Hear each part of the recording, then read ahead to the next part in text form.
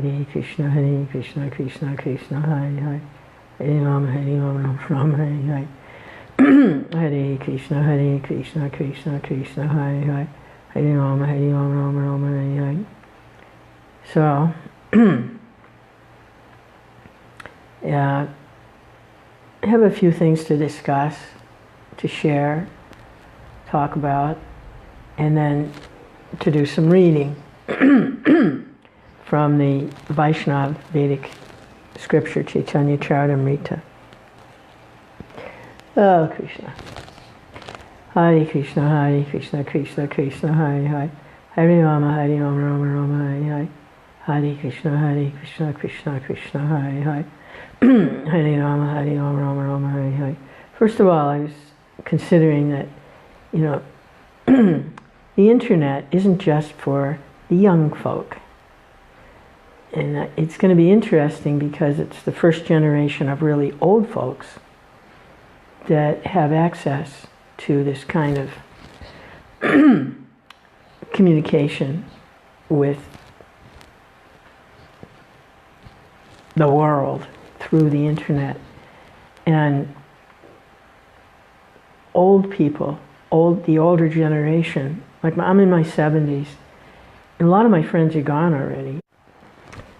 Now I'm using a tablet and I've got this ad pop-up thing that I'm trying to get rid of. I've tried everything. I mean, I'll keep trying to get rid of it, but it just pops up every couple of minutes and blocks everything out. It's really annoying. But anyway, the first generation of old people who are, they're losing their health, they're losing their different abilities as the body ages, have some outlet to share with the world. And I'm in that generation. I was a hippie idealist in the 60s and 70s, and then a fanatic religionist, spiritualist in the 80s, 90s, and then I just sort of was just a working person with interest in spiritual life after the turn of the century, 2000 and onward. And now I'm an old person, the body. And it's interesting because this generation, this older generation, has some outlet to share their story. And so in my 70s, I could say a lot of the people that I knew, that I was friendly with, that I served with, that I worked with, relatives, they're all gone. They've left. There's a ceremony this afternoon for an associate who just passed away. And then I was talking on the phone a little while ago to a friend, and a couple of days later I got the news that they had a stroke and they were gone. They were in their 70s. So it'll be my turn soon. Although longevity runs in my family. Darn it! I'm going to have to live to be in my 90s in a decrepit condition. Drat! But I'll deal with it. I'll deal with it. And then there's a lot of people that I knew that just couldn't deal with life, and they actually killed themselves. I mean, I have relatives that have done that. I have friends that have done that. I have people that I knew, that I worked with, that have done that. So this is a reality for me, a very big reality. I'm not going to do that. No, I'm a glutton for punishment. Hare Krishna.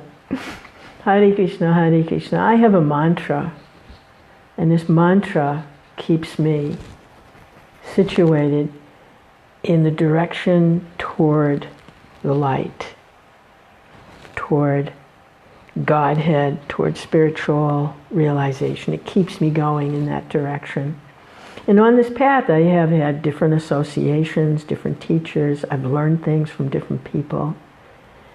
And so I'm on the path, Hare Krishna. As dark as it can get sometimes, and it can get pretty dark, I have this mantra,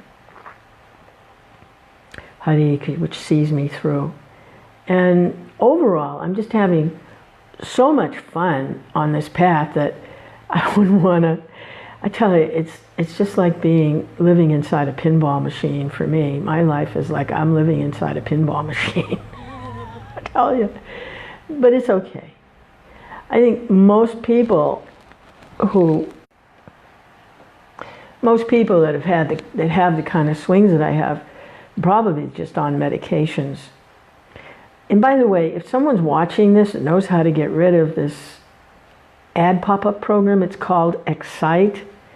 They know how. I've researched it all over the place, and if anybody knows how to get rid of it, please, tell me, because this thing is like really annoying.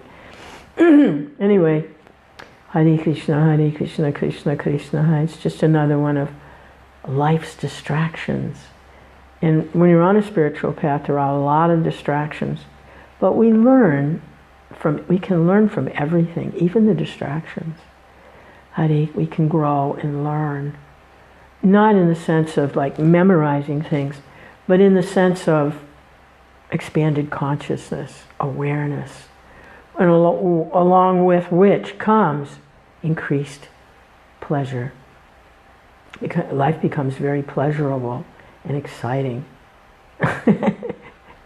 Oddly enough, the name of this very annoying pop-up program is Excite, but in the spiritual sense, it correlates more to the spiritual pop-ups that come, the insights, the aha moments, the ecstatic realizations, the glimpses, ever increasing,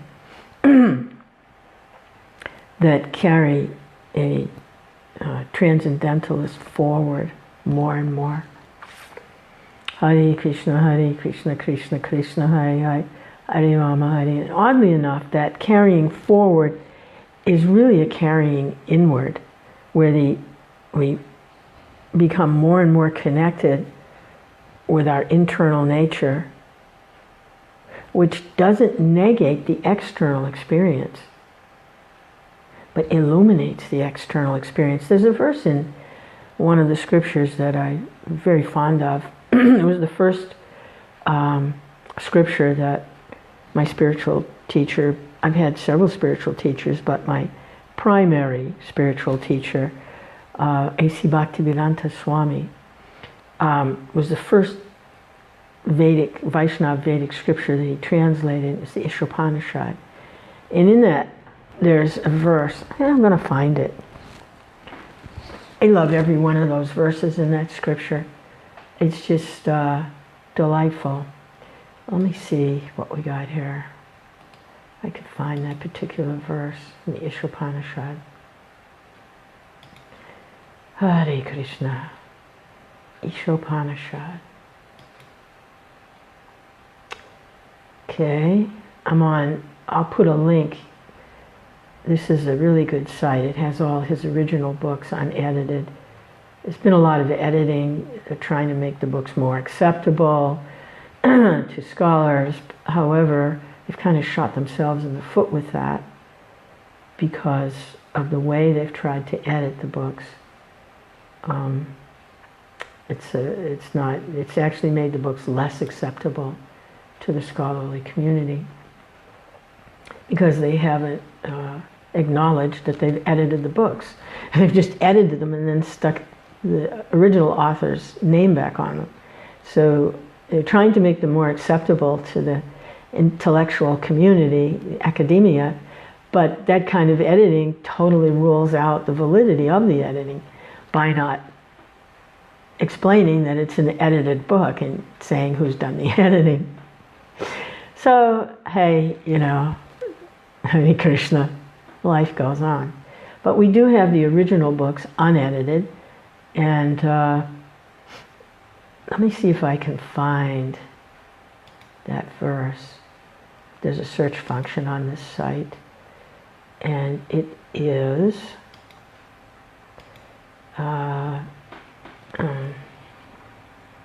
understands. knows. I'm trying to find a key word here.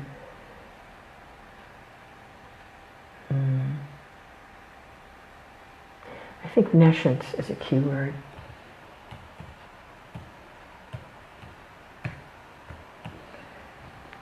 Let's see if we can find it with that. Okay. Hare Krishna, Krishna Krishna.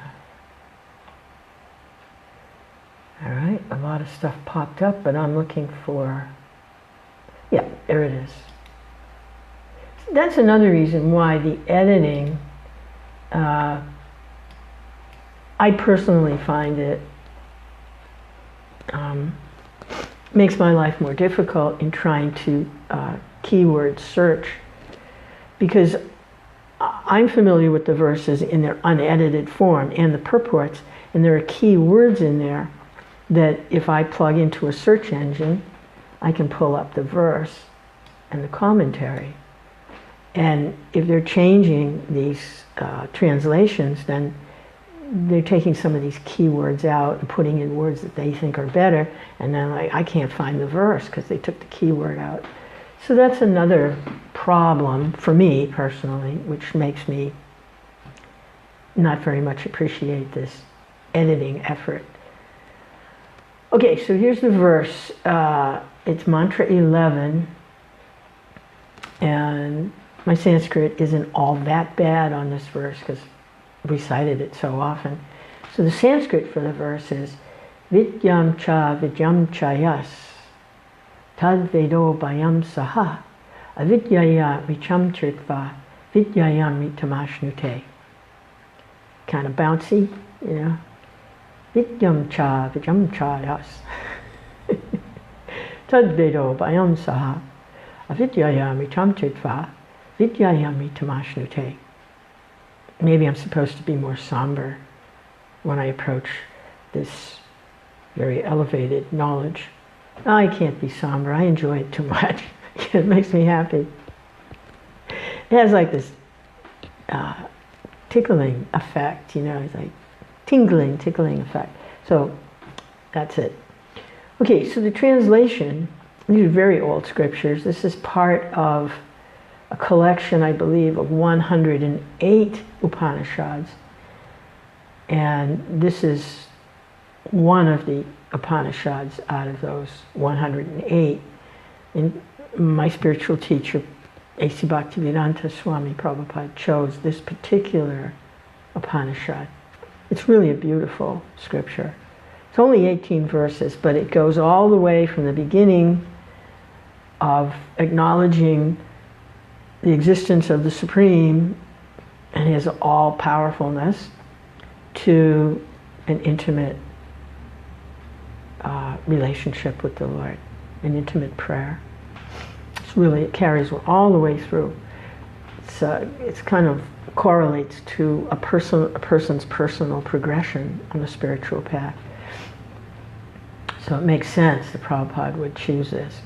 So the translation: only one who can learn the process of nescience, which is ignorance, and that of transcendental knowledge, side by side, can transcend the influence of repeated birth and death and enjoy the full blessings of immortality. What a beautiful verse. What a beautiful verse. The process of nescience, or ignorance, one who knows that, alongside the transcendental knowledge, transcends repeated birth and death and enjoys the full blessings of immortality. It's not just a matter of transcending birth and death or a kind of liberation. That's there. But also enjoys the full blessings of immortality. Enjoys, finds pleasurable.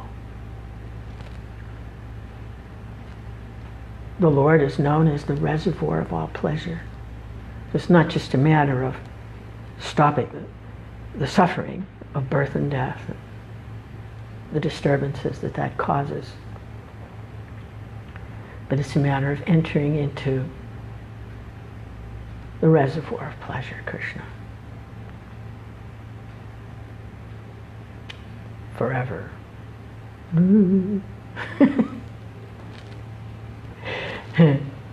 Hare Krishna.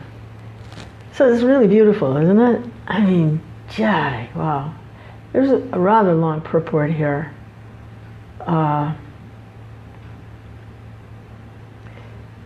it's just so very beautiful that the goal of it all, the goal of everything, the practice, the austerities, if someone takes that path, or the ceremonial rituals, if one takes that path.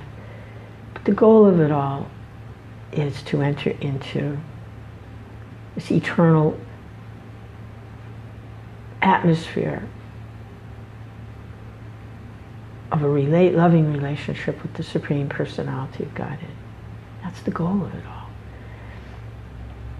Now, A.C. Bhaktivedanta Swami,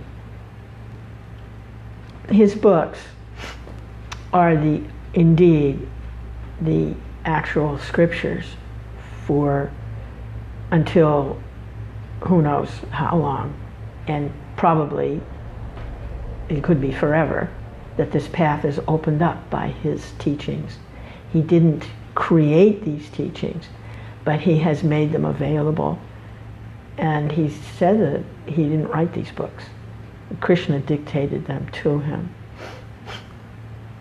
So these books are, his writings and his teachings are indeed very, very powerful. They give light in this age of darkness and confusion. They give the light of devotion to the Lord is there in these books. Hare Krishna, Hare Krishna, Krishna. And even just this one verse, and even just that one word. What was that word in the verse? And. Just that one word, because of where it was placed and how it was used, that one can transcend the influence of repeated birth and death, okay, and then that one word, and enjoy full blessings of immortality. That one word, placed like it is, takes one to the ultimate goal of love of Godhead. Entering into that atmosphere. Really beautiful stuff. Now, I've been hearing from Srila Gaura Haridas, who is teaching on this platform. And I've backed off just a little bit from attending his sessions to try and process and realize what he's teaching, kind of like a work-study program. Hare Krishna, Hare Krishna, Krishna Krishna, Hare Hare, Hare Rama, Hare Rama, Rama Rama, Hare Hare. Hare Krishna, Hare Krishna, Krishna Krishna, Hare Hare, Hare Rama, Hare. But he is teaching these messages of Godhead. Hare Rama, Hare Rama, Rama Rama, Hare Hare, Hare Krishna. It's very clear. Hearing from him makes it very clear. The Prabhupada's teaching the foundation first. So to me, and I think to anyone who has ever built anything, or made anything, or planted anything, or cultivated anything, to take bricks out of the foundation to build the higher floors is not going to work. So Prabhupada has laid a foundation. He's given the rules and regulations in a very simplified form. The teachings that Prabhupada has given for worshiping the deities, this is a bona fide Vedic practice of installing the deity and practicing worshiping the deity. This is the external appearance of the Lord, although the Lord is never affected by the external energy. In this form of worship is given to help pop-up ads.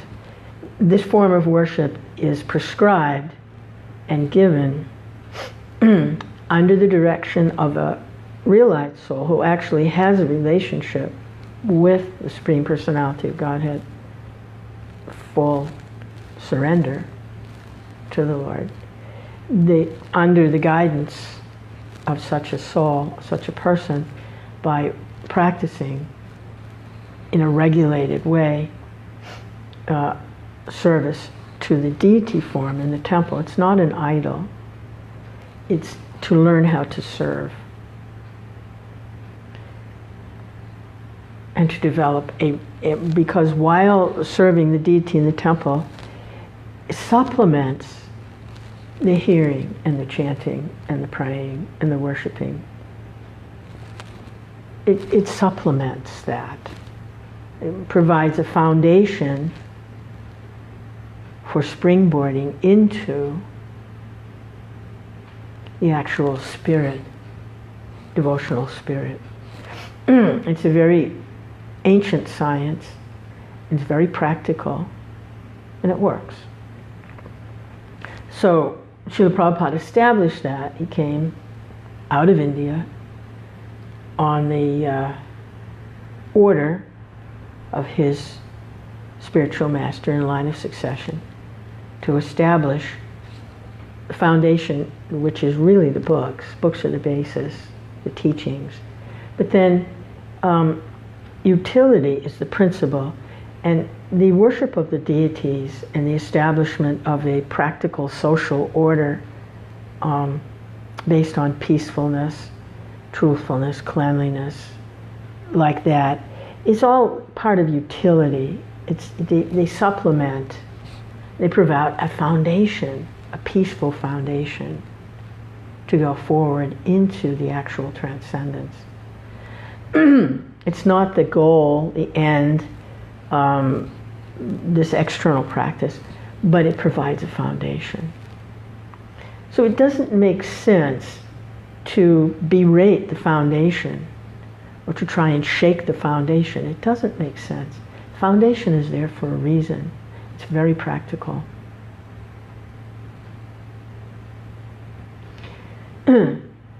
But as someone begins to develop their relationship with the personality of Godhead in a loving exchange, they may choose to practice or not to practice the basic foundation.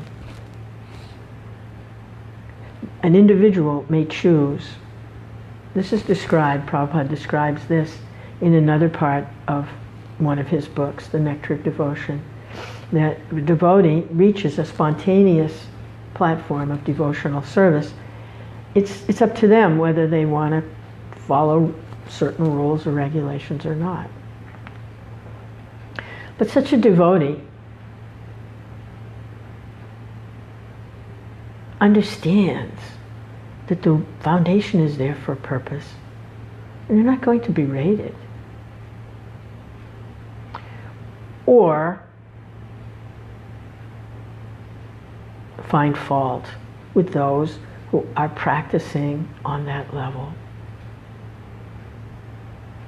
If they really, really are on a spontaneous level, love of Godhead.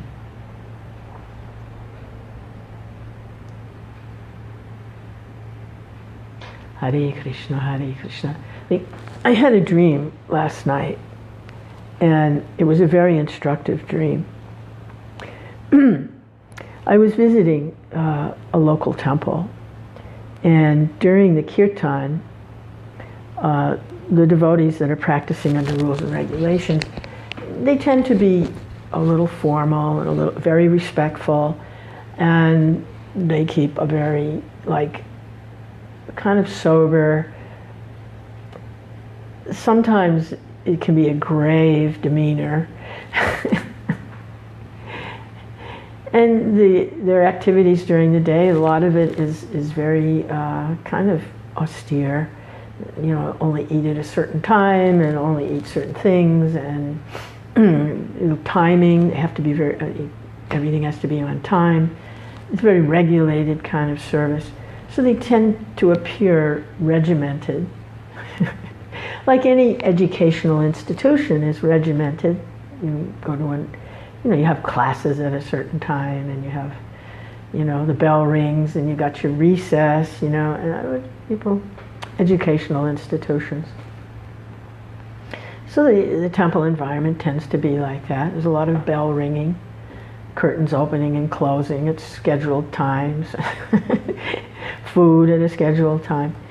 It's an educational institution, and it's regulated. So in the dream, I was visiting, and I practiced like that for quite a number of years. I don't practice like that now. It's much more free-flowing. But I was visiting, and during the group kirtan, they'll chant together the names of the Lord, and especially the Maha Mantra, everyone chants. Hare Krishna, Krishna Krishna, Hare Hare, Hare Rama, Rama Rama, Hare Hare. Other devotees came into the room who are trying to practice more spontaneously, and they attacked the devotees that were practicing in a regular way. Not maliciously, but they were very aggressive, and they ran up to them and hugged them, and it almost appeared like a molestation, almost like they were molesting them, but they very physically aggressive, and tried to get them to dance, and yelled at them, and wouldn't let go, and they were screaming in their ears. And it was like, this was my dream. And what I did was, I stopped everything, because this is my dream. And I tried to explain about the foundation, that those that are practicing very regimentally, they're not doing anything wrong. This is what Srila Prabhupada taught them. He taught this. Okay? And so they're following as best they can what Srila Prabhupada has taught. And they should be respected. They have to be respected because they're maintaining the foundation. They're teaching the foundation. And these kind of like wild banshees that came in, like, it was inappropriate. It was inappropriate. Hare Krishna, Hare Krishna. There's a pastime. See, I'm looking at what Srila Gaur Haridas is teaching. There's a pastime in the Bhagavatam where Daksha, who is the very, very powerful personality, is performing a big sacrifice, and he disregards Lord Shiva. He doesn't like Lord Shiva. Unfortunately, his daughter is married to Lord Shiva, and he complains about Shiva because he's unclean, and his followers and the people that he manages, although he's not affected by the people that he manages, are in the lower modes of ignorance. And someone has to be in charge of that. And so he has some complaints against Shiva. He doesn't want Shiva in his assembly. And so Daksha invited all the demigods, but he disregarded Shiva. And in so doing, he also didn't invite his own daughter. And these festivals are very colorful. There's a lot of chanting and dancing and singing and entertainment. And it's like a big family get-together.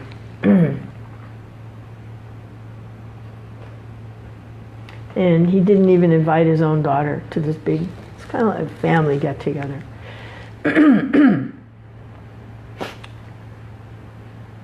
Hare Krishna, Krishna Krishna, Hare Hare. His daughter went anyway against the instructions of her husband. He said, don't go, it's not going to work out well. Your father doesn't like me. If you go, he's not going to receive you properly because of your connection with me. But she went anyway, and sure enough, Daksha didn't receive his own daughter very nicely. He wasn't even happy to see her because of her connection to Shiva. And Sati became so distraught, torn between her attachment to her father and her attachment to her husband. She destroyed her body. She became, there's a way that very powerful people can cause an internal combustion. And she caused this internal combustion, and her body was consumed by flames that were generated from herself internally.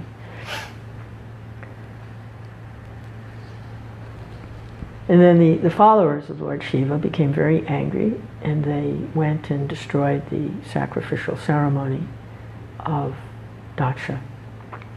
So Srila Gauraharidas compares his situation to the devotees who are trying to follow Srila Prabhupada, that they're like Dakshas. And that he's like Lord Shiva and his followers are like Lord Shiva. Hare Krishna, Hare Krishna. So this causes this aggression toward the followers of Srila Prabhupada, which does not sit well for me, because I don't see like that. I don't see that. I see Prabhupada setting a foundation, and those that are becoming more and more Krishna conscious, there's no argument with the foundation. But if you go into Chaitanya Lila, this is kind of an esoteric discussion. I'm posting here in this forum, and people are like, what is she talking about? It's a little esoteric, but I'm working these things out in my own consciousness as I'm talking. In Chaitanya Lila, which is also what Srila Gauraharidas talks about, claims that he is experiencing Chaitanya Lila in the present moment, they're not at war with the temples. Lord Chaitanya is not at war with the temples. He made his residence at Jagannath Puri, and there was a lot of interaction between himself and his followers with the temple pujaris. Now, his preaching and his activities were not in the temple so much. He had his followers that were outside the temple, but they would go to the temple for prasadam, and sometimes they would go to the temple and they were received very nicely because they behaved very nicely. They weren't disrespectful to the devotees maintaining the temple, but they had ecstatic symptoms and they were received very nicely. They were respected. So it may be that his complaint, Srila Gauraharidas' complaint, is that he has these ecstatic symptoms, but they don't receive him nicely.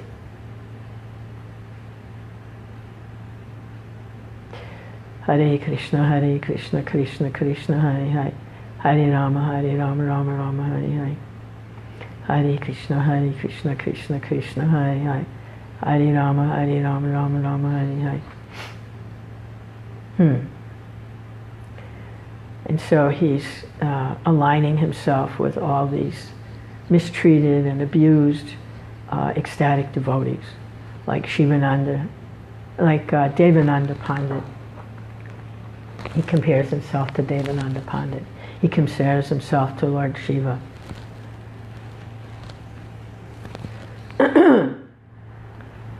And that's what he's doing. And he's comfortable doing that. And he's fostering that mood in his followers.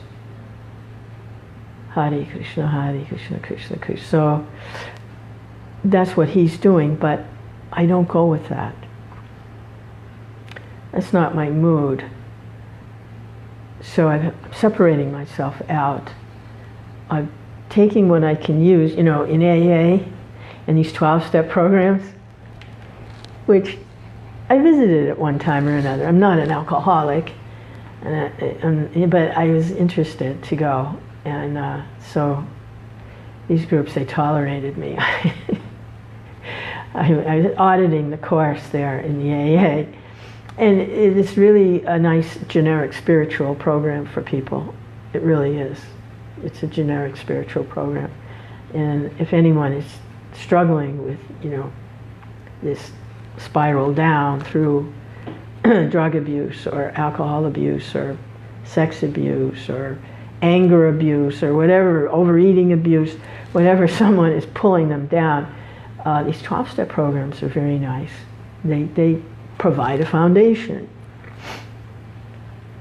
where a person can discuss these things in an open forum in the mood of getting help from a higher power.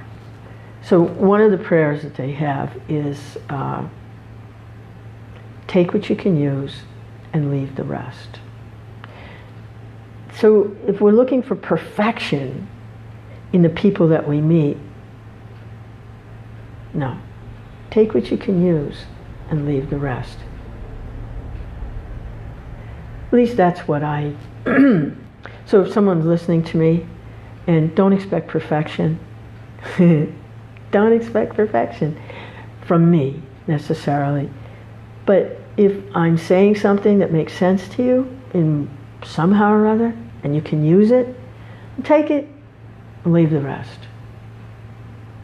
Take what you can use and leave the rest. In the Vedas, the swan is glorified for a habit that the swan has. The swan can separate out a little drop of milk from a great lake of water. You can find the little drop of milk, the little drop of nectar, take that. So the Paramahamsa, which means swan, like transcendentalist, devotee of God, is called a Paramahamsa, or a great swan, because they can take a little drop of milk out of a whole lake of water to find that drop of nectar.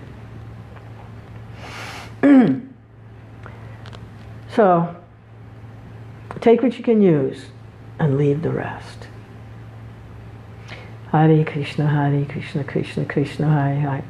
Hare Rama, Rama Rama, Hare Hare. So, only one who can learn this is the verse, only one who can learn the process of nescience, ignorance, and that of transcendental knowledge, side by side, can transcend the influence of repeated birth and death and enjoy the full blessings of immortality. Hare Krishna, Krishna Krishna, Hare Hare. Hare Rama. I feel like I'm on vacation right now. School's out, I'm on vacation. Hare Krishna, Krishna Krishna, Hare Hare. And I have full faith that the next level of instruction will be forthcoming. But right now, I'm on summer vacation, even though it's the middle of the winter. Krishna, I want to take a look at Chaitanya Charitamrta, This is Adi Lila Part 1, Chapter 1, Text 5. Text 105. Chapter 5, Text 105. And the author, Krishnadas Kaviraj, this was written about 500 years ago under the direction of Krishna, specifically Lord Nityananda, who was the first expansion of Chaitanya, who is Krishna. Nityananda is an incarnation of Balaram. Hare Krishna. So it was written under the direction of the Lord. He has different ways of doing things. He can allocate himself, actually, according to what needs to be done. So it was written under the direction of the Lord. In preparation, Krishnadas Kaviraj is preparing the reader to be able to accept Lord Nityananda as being Balaram, who is non-different from Krishna. So we're about halfway through, almost halfway through the chapter, and this particular section is very detailed. It's gone through describing the creation of the material worlds under the direction of Balaram, who we're going to find out is also Nityananda. And this is text 105, discussing the powers that manage and control the material energy as differentiated from the spiritual energy, which is the three modes of material nature. And this is verses about Rudra, or we've got creation, maintenance, and dissolution, and Rudra is an expansion of Krishna, an incarnation, qualitative incarnation of Krishna, for managing the destructive phase of the activities that go on in the material. Because everything has a beginning, a middle, and the end. And we know from even, the Bible also, that I am the Alpha and the Omega. I am the beginning, the middle, and the end. And this is describing in detail how the Lord is the beginning and the middle and the end of all created, materially created forms. So, text 105. Assuming the form of Rudra, he destroys the creation. Thus, creation, maintenance, and dissolution are created by his will. So the Lord assumes the form of Rudra without giving up his form as Krishna. He can do that. He always remains as Krishna, but he can assume a form of Rudra. He can expand like that. Hare Krishna. Small purport here. Maheshwara, or Lord Shiva, or Rudra, is not an ordinary living being, nor is he equal to Lord Vishnu. Effectively comparing Lord Vishnu and Lord Shiva, the Brahma Samhita says that Vishnu is like milk, whereas Shiva is like curd. Curd is nothing but milk, but nevertheless it is milk also. So curd here is actually yogurt. That's actually what's being referred to here as yogurt. And yogurt is made by adding a culture. There's a culture that's added to milk.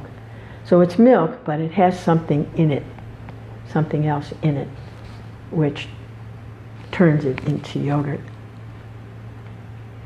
And it's interesting that people who are lactose intolerant, who can't really digest properly milk, they don't have any trouble with yogurt. Hare Krishna. Interesting how that correlates from the spiritual platform into the material platform. And Lord Shiva correlates with yogurt, and Lord Shiva is in the mode of ignorance.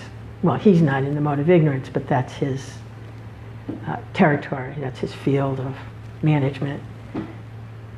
So those that can't process maintenance, they just can't process it, they can survive nicely under the direction of Lord Shiva and the mode of ignorance. By Krishna's arrangement, by the Lord's arrangement. 106.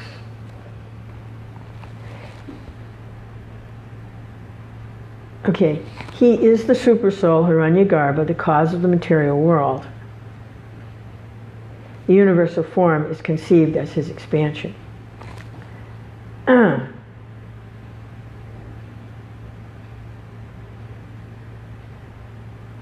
Okay, so it looks like he's talking about Lord Shiva, but he isn't. If you look at the other sentence, assuming the form of Rudra, he destroys the creation.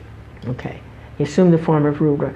Now he is Krishna, Supersoul. He is the Supersoul, Hiranyagarbha, the cause of the material world. The universal form is conceived as his expansion. Okay, the universal form is a form that's meditated on by some, where they see the different things of this world correlating to the body, a gigantic body of the Lord. It's a form that is meditated on. 107. That Lord Narayan is a part of a plenary part of Lord Nityananda Balaram, who is the source of all incarnations. Okay, so he's taking us to be able to recognize who this recent incarnation is. Nityananda is a plenary, Lord Narayan, okay, this verse, Lord Narayan, that Lord Narayan, who is the super soul, who assumes the form of Rudra, who is being described, does all these things, and who people see the universal form is a manifestation of him. That Lord Narayan is a plenary part of Lord Nityananda Balaram, who is the source of all incarnations. So this is spiritual energy. These are spiritual forms, fully conscious, fully potent spiritual forms. And plenary means has full potency, full function. So that Lord Narayan, or Lord Vishnu, who is the super soul, and who also expands as Lord Rudra, is a plenary part of Nityananda, who is Balaram, Nityananda Balaram.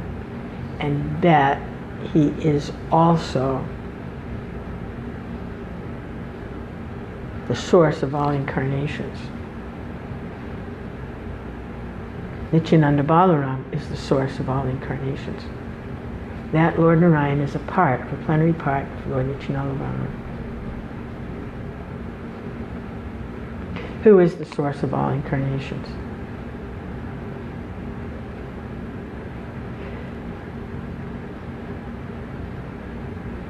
Yeah, the way the sentence is written, it says that Lord Nityananda Balaram is the source of all incarnations. Who is the source? It wouldn't have said who is the source. It would have said and is the. See, this is why one word can be very important. That Lord Narayan is a part of the plenary part of Lord Nityananda Balaram. And if they were talking about Lord Narayan as being the source of all, it would have read, but it doesn't. That Lord Narayan is a plenary part of Lord Nityananda Balaram and is the source of all incarnations. It would have been talking about Lord Narayan, but it didn't say that. It says that Lord Narayan is a part of a plenary part of Lord Nityananda Balaram, who is the source of all incarnations. So you're talking about Lord Nityananda Balaram is the source of all incarnations, not the Narayan form. Text 108. Krishnadas Kaviraj says, I have thus explained the 10th verse. Now, please listen to the meaning of the 11th verse with all your mind. Interesting, he doesn't say with all your heart yet. He says with all your mind. This is preparing the mind to accept within the heart. Okay? You got to get that mind, cleared out and straight, and then be able to hear with your heart. So, now please listen with the mind. Hare Krishna. Which means your intelligence. Please, use your intelligence. In the Gita, Krishna says, one who studies that scripture, the Bhagavad Gita, studies that conversation that Krishna has between his disciple in the Bhagavad Gita, Arjuna, worships him with his intelligence. So here, Krishnadas Kaviraj is appealing to his readers to worship with your intelligence right now. Use your intelligence. So here's the 11th verse. Text 109. And it is in Sanskrit. This is the 11th verse of the original 14 that the author, Krishnadas Kaviraj, presented kind of like chapter titles. And now he's expanding out the meanings of those verses. So there were 14 of the verses. Now he's going to expand out the 11th verse, which reads, oh no, phone call. Krishna. Hare Krishna. Okay. I offer my respectful obeisances unto the feet of Sri Nityananda Ram, whose secondary part is the Vishnu lying in the ocean of milk.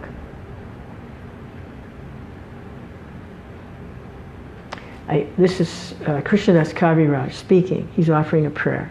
He says, I offer my respectful obeisances, this is his realization, unto the feet of Sri Nityananda Ram, whose secondary part is the Vishnu lying in the ocean of milk.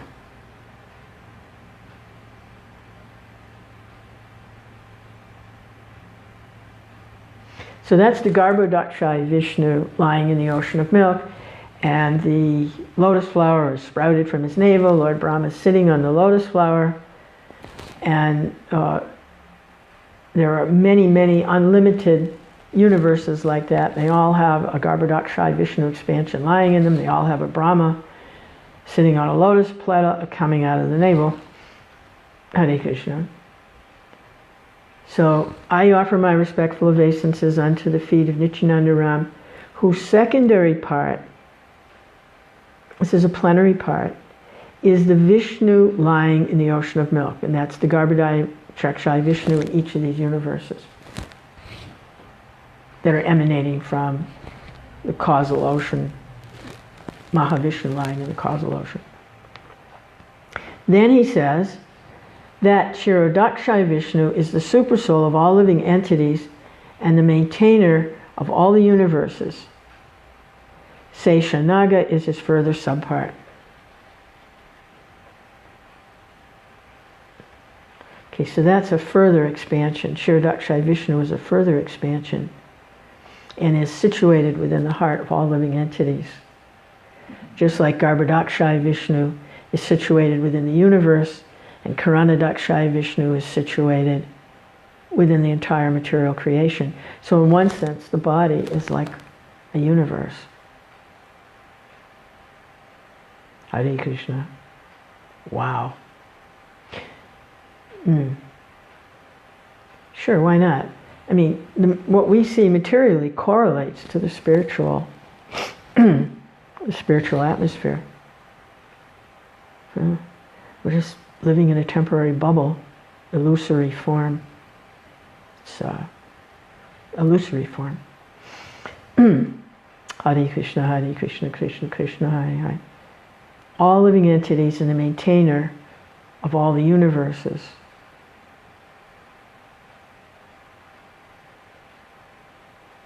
Seshanag is further at some part. Okay, so we're going to get some clarification on this. Okay. This is all about the structure of the universe because it relates to that first expansion from the Lord of Shankarshan, or Lord Balaram. Nityananda Balaram is expanded because he deals with us. And the Purushas are all expanded from Nityananda Balaram. So that's why there's a lot of discussion here. Text 110. The material planets rest within the stem that grew from the lotus navel of Lord Narayan. Among these planets are the 7 oceans. Okay, so Garbhodakshay Vishnus lying in each of the universes. They're emanating from Karanadakshay Vishnu. So Garbhodakshay Vishnu is expanded to reside inside each of these universes, which are 500 million yojanas wide, which was, how many billions?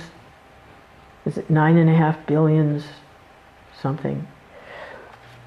5.5 billion miles in circumference, each universe. Hare Krishna. And from that Garbhodakshay Vishnu, the lotus is coming, and within the stem of the lotus, on which Lord Brahma is seated, are the planetary systems, and among the planets are 7 oceans. Okay? This is also described in great detail in the Srimad Bhagavatam. Hare Krishna. Text 111. There, in part of the ocean of milk, lies Svetadweep, the abode of the sustainer, Lord Vishnu. The ocean of milk.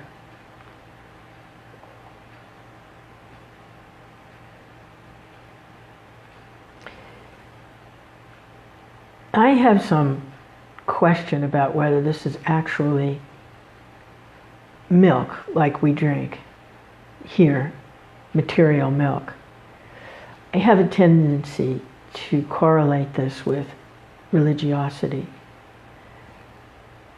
There in the part of the ocean of religiosity lies the Lord Vishnu. That makes a lot more sense to me. And milk is often referred to as liquid religiosity. I tend to see it that way. The ocean of liquid religiosity is Svetadweep, the abode of the sustainer and maintainer, Lord Vishnu. So I tend to see it like that. Purport. The Siddhanta Shiromani, an astrological text, the different oceans are described as follows: the ocean of salt water, the ocean of milk, the ocean of yogurt, the ocean of clarified butter, the ocean of sugarcane juice, the ocean of liquor, and the ocean of sweet water. On the southern side of the ocean of salt water is the ocean of milk, where Lord Kshirodakshay Vishnu resides. He is worshipped there by the demigods like Brahma. So yes, we have here an ocean of salt water. We have that ocean of salt water.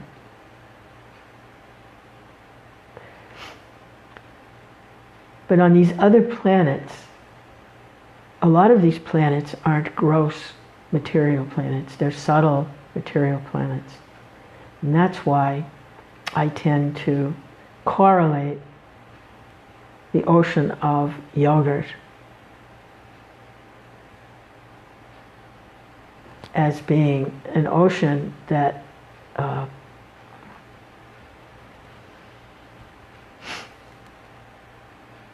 slightly transformed is milk, or liquid religiosity slightly transformed by the mode of ignorance.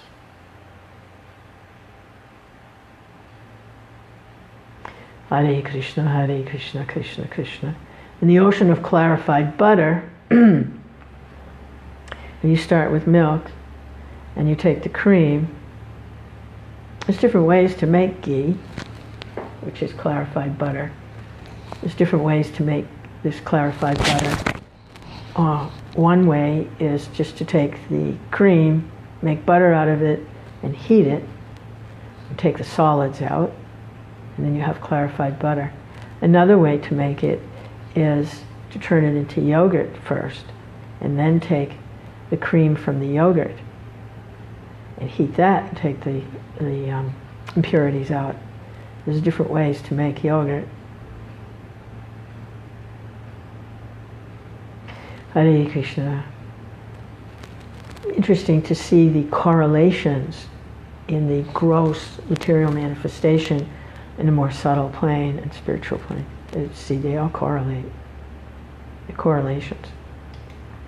Hare Krishna, Krishna Krishna, Hare Hare.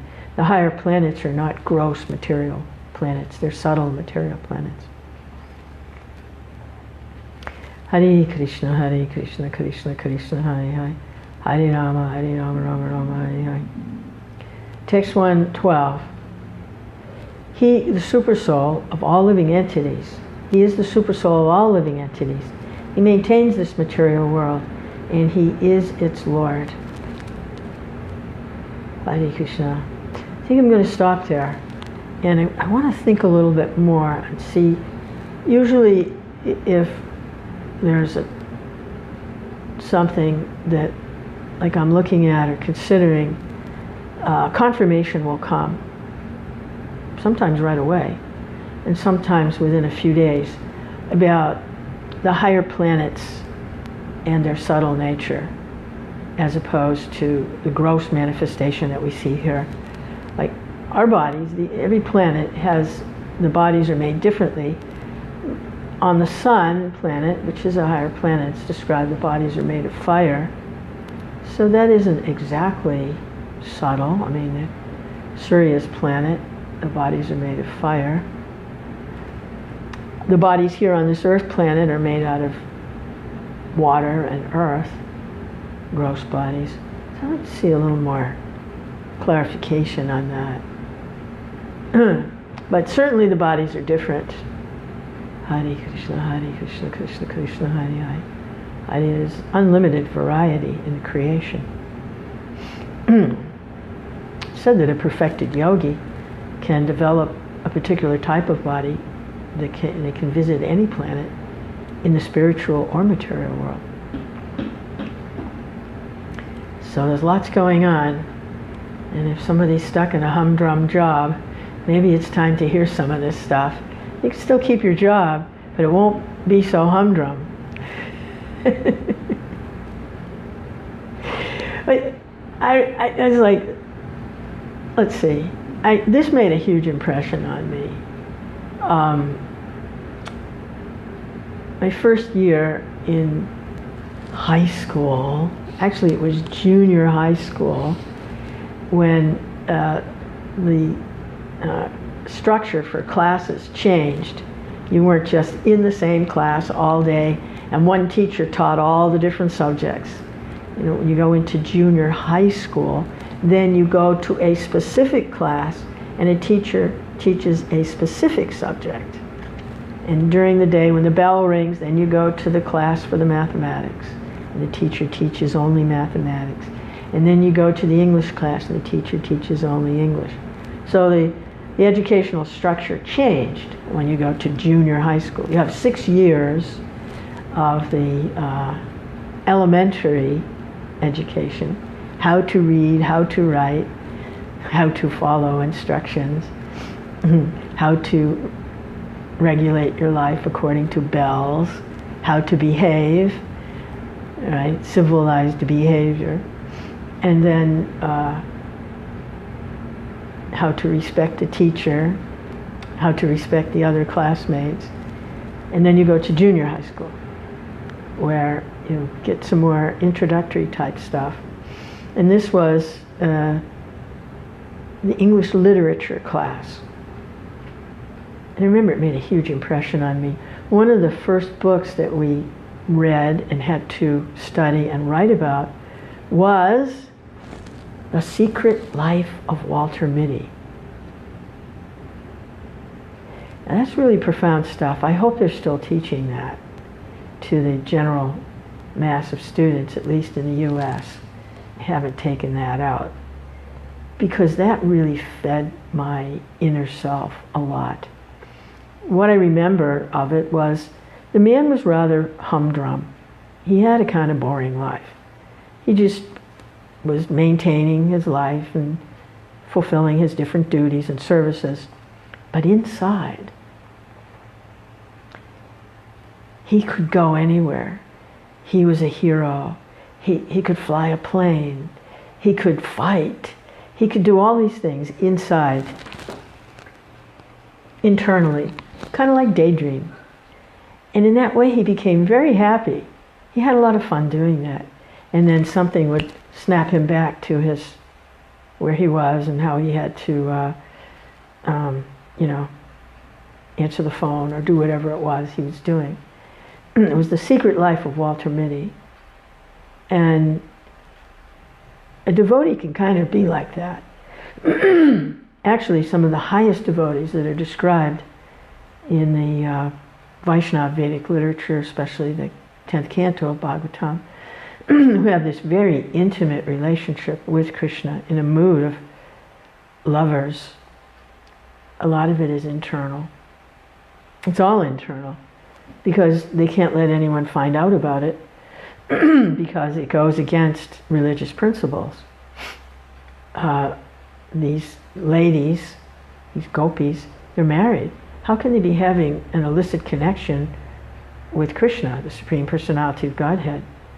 How can they give their heart like that? They're supposed to just be married to their husbands. So it's like they have a kind of secret life. And worship of the Lord can very often become like that. It's a kind of secret life that's really only the devotee and the Lord partake in. It's very hard to share it. The details of it. But it's there for everyone. It's, like I say, pretty exciting stuff. So someone who has a kind of humdrum life, you keep your humdrum life, keep your responsibilities, keep your duties, but kind of like The Secret Life of Walter Mitty, you can develop this inner life of ecstatic worship of the Lord internally. You might want to keep the other life kind of minimized as much as possible, because it does require, a lot of your attention. So you want to try and minimize that, the external humdrum stuff. Just do the needful, and then cultivate the internal.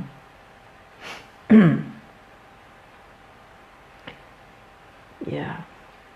Anyway, I'm just working a lot of this stuff out myself internally, and instead of just sitting alone reading this, to go online like this, maybe someone will get something they can use out of it. Like say, take what you can use and leave the rest. Hare Krishna, Krishna Krishna, Hare Hare, Hare Rama, Rama Rama, Hare Hare, Hare Krishna, Krishna Krishna, Hare Hare, Hare Rama, Rama Rama, Hare Hare, Hare Krishna, Krishna Krishna, Hare Hare, Hare Rama, Rama Rama, Hare Hare. So here's to your secret life. Actually, it's like people watch these movies, and so much on the internet, it kind of fulfills that secret life kind of thing. They can identify with the characters, kind of externals that. So it's going to go on anyway. People are going to want to be entertained like that. But for spiritual progress, you can develop that internal activity. It brings us closer to Krishna. Develop it internally and be not so dependent on external the externals, which can be manipulated by malevolent forces because there's a profit motive, and it can play to the play into the illusory energy and keep the people in illusion. So there's that danger there of depending on the external for the entertainment.